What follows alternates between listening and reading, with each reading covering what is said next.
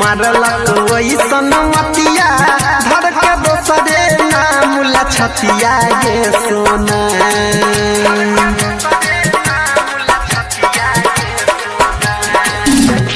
मारलक वैसन मतिया धर के दोसरे नाम ला छतिया गे सोना। गे सोना दोसरे नाम ला छतिया गे सोना। गे सोना कोनो जगनिया चलाई दिलक हमारा पर टोना। गे सोना कोनो जोगिनिया चलाई दिलक हमारा पर टोना। मारलक वही सनमतिया धर के दोसरे नाम ला छतिया गे सोना। गे सोना दोसरे नाम ला छतिया गे सोना। गे सोना कोनो जोगिनिया चलाई दिलक हमारा पर टोना।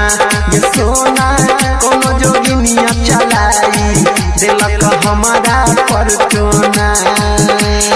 अभी आप सुन रहे हैं तेनवाली से माँ दुर्गा म्यूजिक की प्रस्तुति। डीजे सुमित सतीश वर्मा।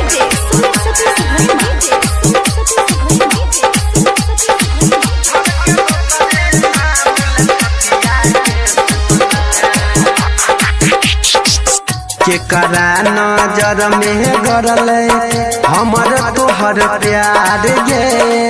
सातो जन्म के सपना भेल बेकार गे। केकरा नजर में गरल हमर तोहर प्यार गे। सातो जन्म के सपना भेल बेकार गे। जियबो चाहे मरबो तोरा रखने छियौ दिलवा के कोना। गे सोना रखने छियौ दिलवा के कोना। गे सोना कोनो जोगिनिया चलाई दिलक हमारा पर टोना। गे सोना कोनो जोगिनिया चलाई दिलक हमारा पर टोना।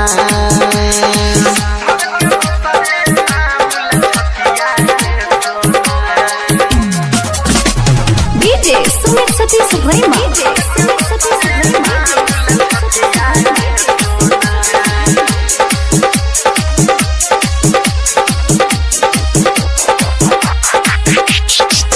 काहे ना सोहैल सनहिया काश परवाना के।